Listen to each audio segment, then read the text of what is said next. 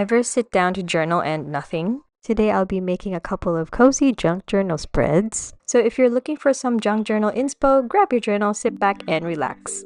Hey fam, it's Icy of Icy Studio, and here is my current pink journal, which I have just moved into. But before that, I have been incorporating something different into my previous journal, which I want to share with you guys. So here is a quick flip through. I have always liked decorating my bullet journal spreads with themed stationery and just really get creative. I actually had blank pages left in my previous journal. Initially, I was just going to leave them blank, but I went to a couple of junk journal events and art markets, got so much cute things, and created these pages. And making these pages brought me so much joy that I wanted to do more of these in my new journal. So if you're a sentimental person like me, you like keeping things and making memories, I highly recommend keeping a junk journal or incorporating junk journal pages into your journal. So these pages are about me saying goodbye to this journal and saying goodbye to the emotional roller coaster that is the first half of 2025. So because of journaling and continuously trying out new creative things, my mental health has improved so much, and that is something that I aim to share with you in my videos. Here is my current journal. She is pink and very cute. Feel free to check out my bullet journal migration and September bullet journal setup video to see the whole process. So let's get on with the cozy junk journal spreads. First spread is a zodiac forecast. The first thing I usually do is a vibe check, and the current vibe is celestial. And then I rummage through my stationery supplies, pick out paper, stickers, and washies that suit the vibe. I feel like this is the most grounding part of junk journaling because it shows me how much stationery I have hoarded through the years. But I still buy more. Anyway, in an effort to not buy more things, I decided to print stuff out instead, which is a process that I am currently enjoying. It's very convenient to just search elements on Canva and print them out like these gothic style letters because I'm too lazy to draw the letters right now. So I am going to lay some ripped gold foil celestial stationery to set the vibe. You can get these stationery sheets from IEB and get a discount with my affiliate code. I'll be leaving the details in the description. And in the middle of the page, using the printed gothic letters, I will be putting my star sign. My fellow Virgos, please give this video a like. And if you're not a Virgo, leave your star sign in the comments.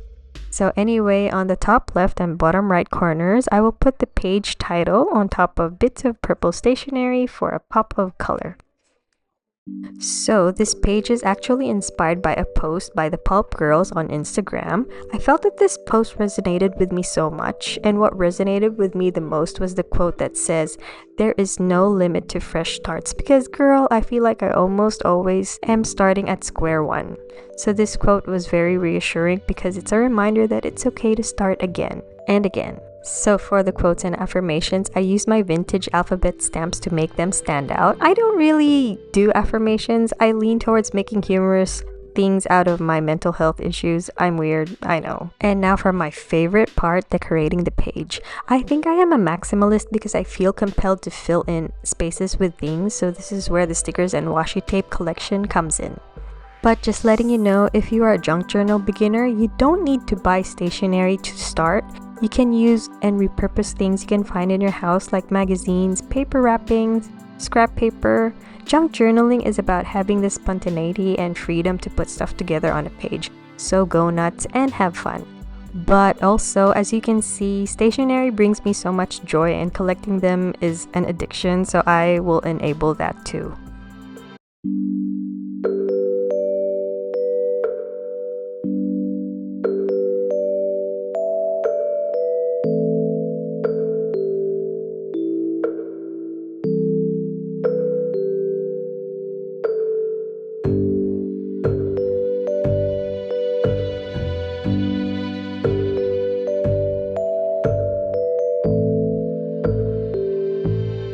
So this is my zodiac forecast page. To be honest, I am not really a big believer of astrology, but I love using astrology related prompts in my journal.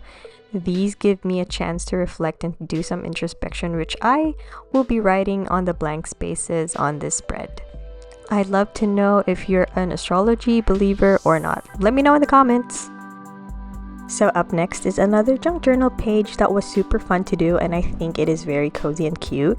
So I wanted to make it look very scrapbooky, so I printed off these letters from Canva. I also included photos of the movies, artists, and things that I currently find comfort in. Lately, I have been watching a lot of Filipino movies, and I've printed my top 4 so far. To be honest, Filipino movies used to make me cringe because I felt like they were too cheesy or over the top, but these days, I guess I just need some cheese and quirkiness in my life right now. And as you can see, I love playing movies in the background while I journal. So if you have any series or movie recommendations of any genre, please leave them in the comments. I also love writing about the things I've experienced, so you'll find me writing short sentences about the movie so I can keep memories of them in my journal. Aside from Filipino movies, I have also been listening to a lot of Filipino music, and I have been so obsessed with this band called Cup of Joe. Love their songs so much. And other things that I love lately are playing Hello Kitty Island Adventure and Tiny Bookstore, and also I recently learned how to make Chinese noodle soup that actually tastes good, so I am obsessed with that at the moment. I absolutely love making pages like this in my journal because it brings so much joy. It's like a constant reminder that there are so many little things for me to enjoy in the everyday. What about you? What are the things that are currently bringing you joy?